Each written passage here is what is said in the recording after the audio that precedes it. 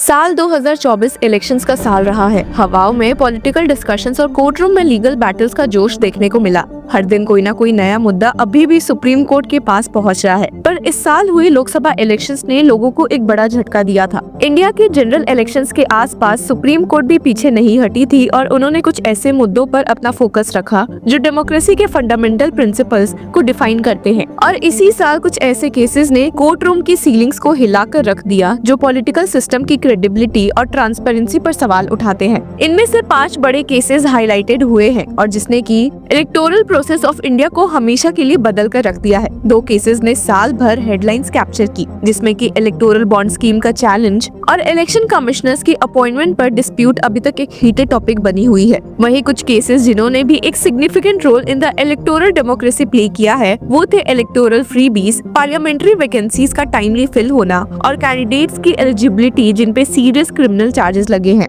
Election के beyond भी एक स्पेशल इंटरवेंशन की गई चंडीगढ़ के मेयर इलेक्शंस में, जो अपने आप में एक यूनिक लीगल बैटल बन गई। तो चलिए अब एक एक करके इन केसेस पर एक क्लोजर लुक डालते हैं। सबसे ज्यादा बात अगर किसी केस को लेकर देश में देखने को मिली है तो वो है इलेक्टोरल बॉन्ड स्कीम के अनकॉन्स्टिट्यूशनल होने पर सुप्रीम कोर्ट के डिसीजन का। ये जजमेंट एक 5 जज कॉन्स्टिट्यूशन बेंच ने दिया और हर एक जज इस बात पर अग्री था कि ये स्कीम कॉन्स्टिट्यूशनल प्रिंसिपल्स के अगेंस्ट है। इलेक्शन की ट्रांसपेरेंसी और अकाउंटेबिलिटी के लिए इस जजमेंट का एक अलग ही इम्पोर्टेंस था, क्योंकि ये डिसीजन तब आया जब जनरल इलेक्शंस का पहला फेज शुरू होने ही वाला था। अब इस डिसीजन ने लोगों को झटका दिया था, पर एक बड़ा झटका सबको तब लगा जब ये बात अभी सामने आ गई कि भारतीय जनता पार्टी को 2023-24 में इंडिविजुअल्स, ट्रस्ट और कॉर्पोरेट हाउसेस से 20,000 रुपए और उससे ज्यादा की कंट्रीब्यूशन में ₹2,244 करोड़ मिले हैं, जो 2022-23 के दान से 3 गुना ज्यादा मिली थी थ्रू इलेक्टोरल बॉन्ड्स। वहीं दूसरी तरफ कांग्रेस को इसी ड्यूरेशन में 20,000 और उससे ज्यादा की कंट्रीब्यूशंस में सिर्फ ₹289 करोड़ मिले थे। इस जजमेंट में फॉर्मर सीजीआई डीवाई चंद्रचूड़ ने लिखा भी था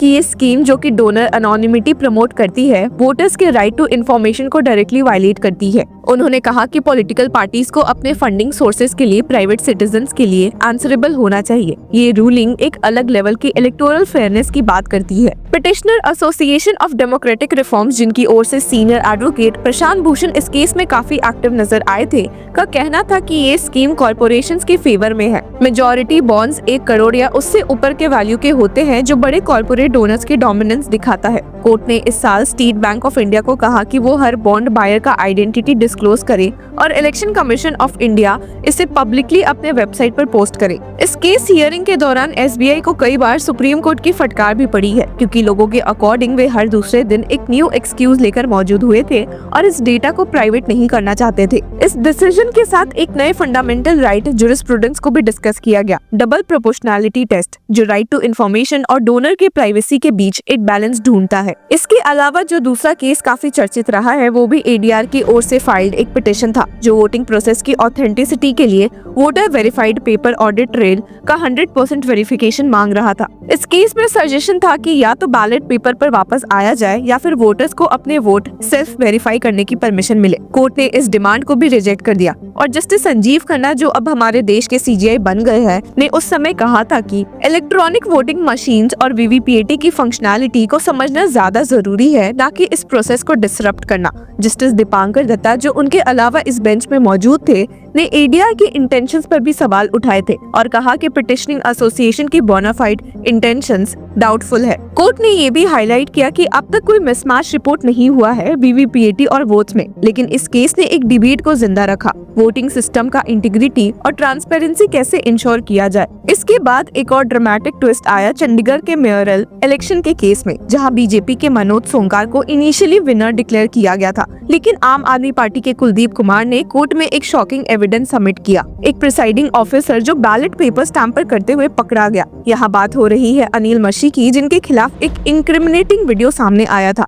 कोर्ट ने टैम्पर्ड बैलेट्स को काउंट किया और कुलदीप कुमार को मेयर डिक्लेयर कर दिया। चीफ जस्टिस डीवाई चंद्रचूड़ ने कहा था कि डेमोक्रेसी का मर्डर हम कोर्ट्स में होने नहीं देंगे। हालांकि कई लोगों का मानना है कि सुप्रीम कोर्ट ने अनिल मशी के खिलाफ स्ट्रिक्ट कदम नहीं उठाया, इसके बावजूद कि उनके पास पूरा एविडेंस भी था। इस मामले में हाल ही में सीनियर एडवोकेट भूषण ने ट्वीट करते हुए एक वीडियो भी शेयर किया।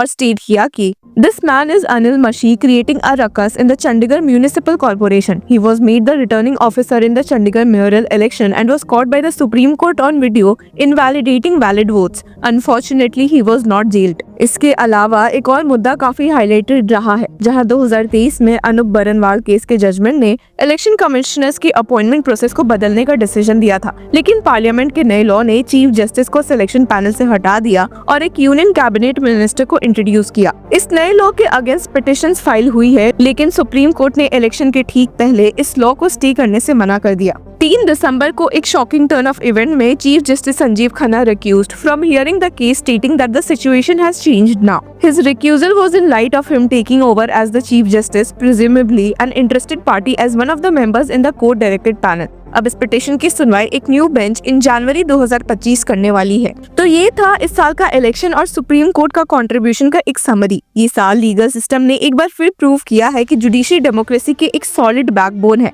और इन केसेस में आपकी क्या राय है, हमारे साथ जरूर शेयर करें। Until then, keep following law Chakra. Hello law lovers and justice seekers, welcome to law Chakra. हम आपके लिए लेकर आए हैं कुछ बहुत ही exclusive. Introducing law Chakra prime membership, जो आपको देगा exclusive access like never before. चाहते हो कि सबसे पहले आपको मिले latest legal updates? Law Chakra prime के साथ आपको मिलेगा early access to exclusive content, critical case analysis, courtroom बैठक का ब्रेकडाउन, वो भी बाकी व्यूअर्स से पहले। मोर अपडेट्स, मोर एनालिसिस, यानी कि फुल इनसाइडर एक्सेस, वो भी बस घर बैठे। यही नहीं, प्राइम मेंबर को मिलेगा access to exclusive interview session with renowned जजेस, लीगल एक्सपर्ट्स एंड लॉयर्स। ऐसे इनसाइट्स जो आपको कहीं और नहीं मिले।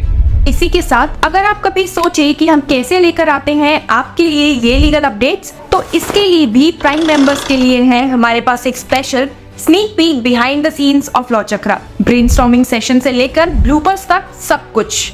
In short, more content, more update and more analysis. Political legal controversies हो या इन डेप्थ लीगल सेशंस, सब कुछ आपको मिलेगा एट वेरी मिनिमल प्राइस। बनिए लॉ चक्र की प्राइम मेंबर और अनलॉक कीजिए full potential of legal knowledge. अभी ज्वाइन कीजिए।